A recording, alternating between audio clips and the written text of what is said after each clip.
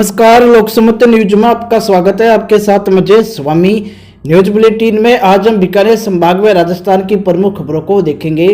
खबरों की जानकारी के लिए जुड़े रहे लोकसमत न्यूज चैनल के साथ। शुरुआत करेंगे खबरों की। चूरू से संवाददाता डॉक्टर श्रवण शर्मा ने बताया कि चूरू जिले के सालासर बालाजी धाम पर आज दिल्ली के मुख्यमंत्री अरविंद केजरीवाल अपनी धर्मपत्नी के साथ आए और अपने शादी की सालगिरह मनाई और इस अवसर पर उन्होंने सालासर बालाजी महाराज के दर्शन किए। वे पूजा अर्चना कर मनोकामना मांगी। इसके साथ ही केंद्रीय मंत्री गजेंद्र सिंह शेखावत भी आज सालासर बालाजी मंदिर पहुंचे। उन्होंने राम बालाजी के समक्ष धोख लगाई और सुख शांति की कामना की। इस दौरान गजेंद्र सिंह शेखावत मीडिया से मुखातिब हुए। मनौती को तो मीडिया के सामने सबके सामने उद्घाटित करने की न तो आवश्यकता है न परंपरा ही, लेकिन सदैव मंदिर में आकर के राजस्थान के लोगों की खुशहाली के लिए, देश के लोगों की खुशहाली के लिए और साथ ही साथ में जो दायित्व मुझे माननीय प्रधानमंत्री जी ने दिया है कि देश के हर घर तक पीने का पानी पहुँचे और देश आने वाली पीढ़ियों के लिए जल समृद्ध बने। यहाँ इस पवित्र शक्ति धाम पर आकर के भगवान से यही प्रार्थना और आराधना है कि दायित्व मुझे पूरा दिया गया है, मैं उसको पूरा करने की शक्ति मुझे दें और मैं उसको पूरा कर सकूं ताकि लोगों का कष्ट और इस देश की प्रगति हरने और इस देश की प्रगति में सहायक बने। अल्टीमेटली राज्य सरकार को करना ही पड़ेगा। जब देश भर में काम हो रहा है तो राज्य सरकार में भी होगा। शुरुआत करेंगे खबरों की।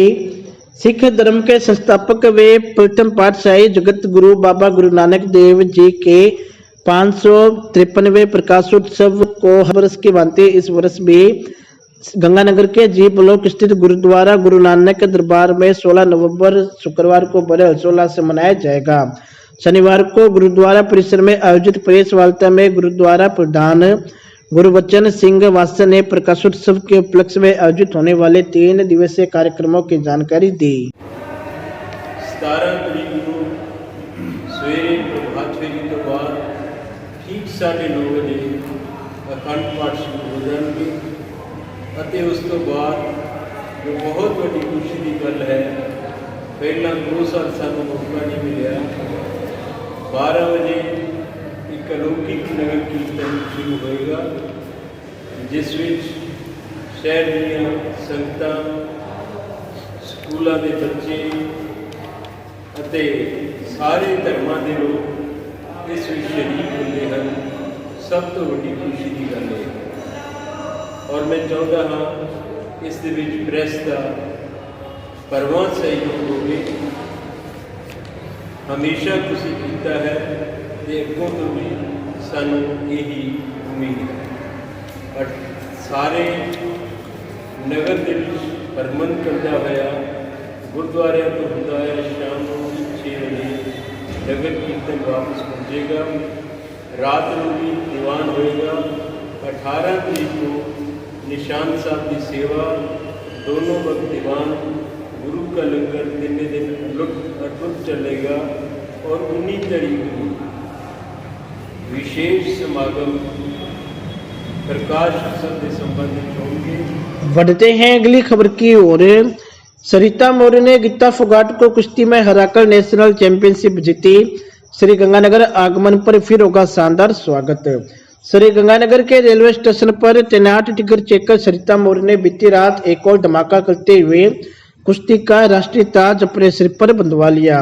उत्तर प्रदेश के नंदनी नगर गोंडा में 11 से 13 नवंबर तक आयोजित सीनियर राष्ट्रीय कुश्ती प्रतियोगिता में सरिता ने 59 किलो भार वर्ग में विश्व स्तर की कुश्ती खिलाड़ी गीता फोगाट को हराकर अपने कौशल का शानदार परिचय दिया है। इस मुकाबले में दिव्या काकरान व साक्षी मलिक जैसी स्थापित खिलाड़ियों को हार का सामना करना पड़ा। इस चैंपियनशिप में 59 किलो भार वर्ग सबसे मुश्किल भार वर्ग रहा क्योंकि विश्व चैंपियनशिप के 3 पदक विजेता इस खिताब की दौड़ में शामिल थी। हाल ही में नॉर्वे के ओस्लो में विश्व स्तर की 59 किलो भार वर्ग में सरिता ने ब्रॉन्ज मेडल जीता था। बढ़ते हैं अगली खबर की ओर। बीकानेर की पीबीएम हॉस्पिटल स्थित ब्लड बैंक को हल्दीराम कार्डियोलॉजी में शिफ्ट करने के विरोध में आज भारतीय जनता पार्टी के पदाधिकारी पीबीएम हॉस्पिटल के अधीक्षक परमिंदर सिरोही से मिले और उन्होंने अपनी मांग को लेकर ज्ञापन सौंपा। भाजपाइयों ने कहा कि अगर ब्लड बैंक को शिफ्ट करने से नहीं रोका गया तो भाजपा के द्वारा धरना व प्रदर्शन किया जाएगा। पीबीएम हॉस्पिटल में बीकानेर बैंक पीबीएम है जो ब्लड बैंक को इस पीबीएम से शिफ्ट किया जा रहा है दूर, जो हल्दीराम मूलचंद है उसमें शिफ्ट किया जा रहा है। ये नई बिल्डिंग बनी है उसकी। बीकानेर पीबीएम के जितने भी ऑपरेशन थिएटर हैं वो वर्तमान में पुरानी हॉस्पिटल में है। यदि किसी को रात को ब्लड की आवश्यकता पड़ेगी और कोई औरत गायनेकल से आती है, वो ब्लड लेने के लिए इतनी दूर जाएगी, तब तक उसके साथ में क्या घटना घट सकती है, मरीज के साथ में क्या घटना घट सकती है, ये को पता नहीं है।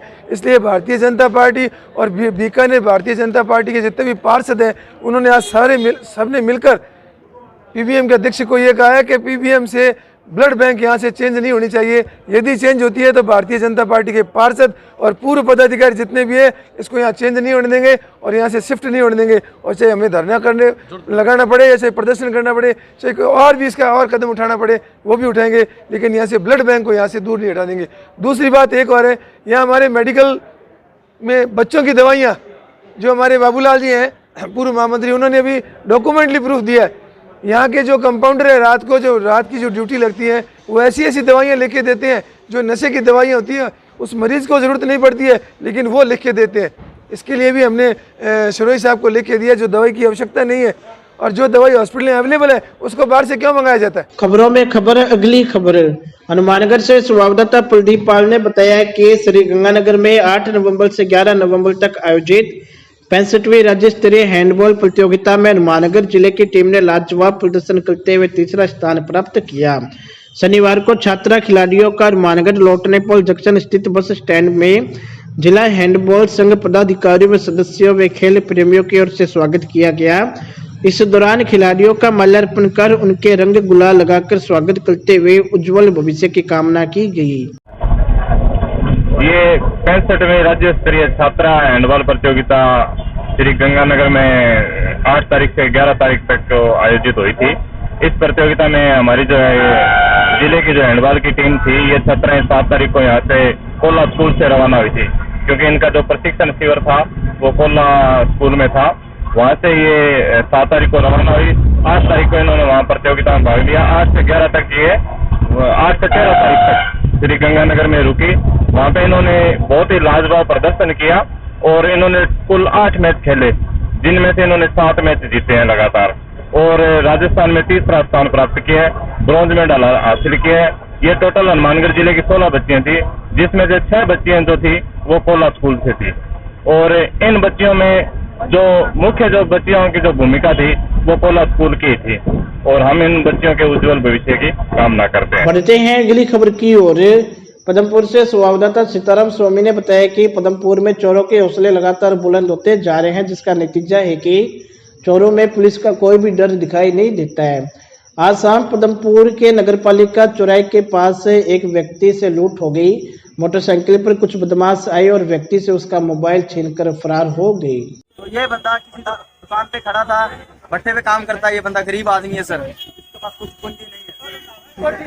तो सर 2 बंदे बाइक सवार आते हैं, इनका मोबाइल छीनना है और बाइक को भगा के ले जाते हैं। तो सर इस बंदे का मोबाइल छीनना क्या, ये काफी दूर तक पीछे भी भागा है और इस बात को 15 से 20 मिनट हो चुका है। भीड़ आपके सामने है सर, अभी तक कोई एक्शन नहीं लिया गया है। अभी तक सर कोई एक्शन नहीं लिया गया है। 15 से 20 मिनट हो चुके, इस बंदे का फोन छीना गया, ये बंदा पीछे भाग रहा है। इसको काफी दूर तक स्टेट बैंक तक जाके आया सर, यहाँ से मिनिमम 1 किलोमीटर दूर तक है ये बंदा पीछे भाग। पुलिस प्रशासन को सूचना दी गई है? सूचना दी गई है सर, इनके फादर गए हुए हैं वहाँ पे। अब देखते हैं क्या होता है सर। पदमपुर के अंदर सर ये काम होने लगे हैं, अभी तक सुधार नहीं है यहाँ पे सर। वीडियो बना के जो भी होता है। इस बंदे का फोन नाम इसका विनोद है, भट्टे पे काम करता है, गरीब आदमी है। रुक करेंगे अगली खबर का। नरसिंहपुर में श्री श्याम बाबा के जन्म उत्सव के अवसर पर श्री श्याम कृष्ण मंदिर साई नंदी गौशाला वार्ड नंबर 1 में मूर्ति स्थापना का महोत्सव धूमधाम से मनाया जा रहा है। मूर्ति स्थापना महोत्सव की इसी कड़ी में आज श्याम कृष्ण मंदिर से विशाल कलश यात्रा निकाली गई। इस कलश यात्रा में कस्बा वासियों ने बढ़ चढ़कर हिस्सा लिया। कलश यात्रा में 101 पीले ध्वज कवल कलश में मनमोहन झांकियों ने लोगों का ध्यान आकर्षित किया। ये कलश यात्रा कस्बे के विभिन्न मार्गों से होकर गुजरी और कलश यात्रा का जगह जगह स्वागत किया गया। गौरतलब है कि मंदिर में मूर्ति स्थापना की जाएगी, जिसको लेकर कल हवन होगा और कल 11:15 बजे मूर्ति स्थापना और रात्रि को बाबा का विशाल जागरण बताया जाएगा। बढ़ते हैं अगली खबर की ओर। बीकानेर में गजनेल थाना पुलिस ने अवैध डोडा पोस्ट के खिलाफ कार्रवाई करते हुए टायरों से भरे ट्रक से 60 किलो डोडा पोस्ट बरामद कर एक आरोपी को गिरफ्तार किया है। थानाधिकारी धर्मेंद्र सिंह ने बताया कि मुखबिर की सूचना पर इस कार्रवाई को अंजाम दिया गया और नेशनल हाईवे 11 पर ये कोडमडेसर की ओर से ट्रक आ रहा था, जिसको रुकाया गया और ट्रक से 60 किलो डोडा पोस्ट बरामद किया गया। सुबह 11:15 बजे मुखबिर से सूचना मिली कि एक ट्रक बाप फलोदी की तरफ से आ रहा है, ट्रेलर नंबर बताए हमारे को RJ 07 GD 0795 कि उसके अंदर अवैध डोडा पोस्ट है। इस इतला पर हमने कोडमदेसर फांटा पर नाकाबंदी की तो हमारे को ट्रक मिला, उसके तलाशी ली गई मुखबिरों के सामने, तो उसमें 60 किलो पोस्ट हमें बरामद हुआ डोडा। और मुलजिम खेत सिंह सन मदन सिंह राजपूत है, उम्र 24 साल, निवासी है पेथड़ों की डाणी, पुलिस थाना बज्जू का रहने वाला है। यह वहाँ से मोरवी गुजरात से मोगा टाइलें लेकर जा रहा था, फ्लोर टाइल होती है जो, और उस टाइलों के ऊपर त्रिपाल के नीचे इसने थैलों में, प्लास्टिक के थैलों में ये डोडा पोस्ट छुपा रखा था। बढ़ते हैं अगली खबर की ओर। गढ़सिंहपुर से संवाददाता सूरज गुगलानी ने बताया कि गढ़सिंहपुर में मौसमी बीमारियों की रोकथाम के लिए स्थानीय नगरपालिका के सफाई सेवकों के द्वारा पिछले 2 दिनों से कस्बे में फॉगिंग मशीन के द्वारा मच्छर रोधी दवाई का छिड़काव किया जा रहा है। कल शुक्रवार व आज शनिवार को नगरपालिका के द्वारा बाजार व वार्डों में फॉगिंग मशीन से छिड़काव किया गया। कस्बे में फैल रहे मलेरिया, वायरल डेंगू के प्रकोप के चलते कस्बे वासी दवाई छिड़काव की मांग कर रहे थे। इस कारण पिछले सप्ताह नालियों व घरों में ढोलकी से कीटाणुनाशक दवाई का छिड़काव कराने पर भी मच्छरों की रोकथाम नहीं हो पाई, जिसके कारण अब फॉगिंग मशीन से कस्बे की प्रत्येक गली व बाजार में छिड़काव किया जा रहा है। कस्बे में पहली बार ही फॉगिंग मशीन से छिड़काव करवाया गया है। फॉगिंग मशीन से छिड़काव से कस्बे में धुआं ही धुआं नजर आने लगा। बढ़ते हैं अगली खबर की ओर। गरसाना पुलिस के द्वारा नशे के खिलाफ कार्रवाई को अंजाम दिया गया है, जिसमें थानाधिकारी मदन लाल बिश्नोई की टीम के द्वारा गरसाना के MD नेर पुलिया सतराना बस स्टैंड पर एक युवक बॉबी सिंह पुत्र शमशेर सिंह निवासी 6P पतरोड़ा को 7.5 ग्राम चिट्टा सहित गिरफ्तार किया है और आरोपी के द्वारा परिवहन में उपयोग ली गई मोटरसाइकिल को भी जब्त किया है। थानाधिकारी मदन लाल ने बताया कि मुखबिर की सूचना पर कार्रवाई को अंजाम दिया गया और मौके पर कार्रवाई हुई तो युवक पुलिस को देखकर घबरा गया और भागने की कोशिश करने लगा, लेकिन पुलिस ने उसे घेराबंदी कर गिरफ्तार कर लिया।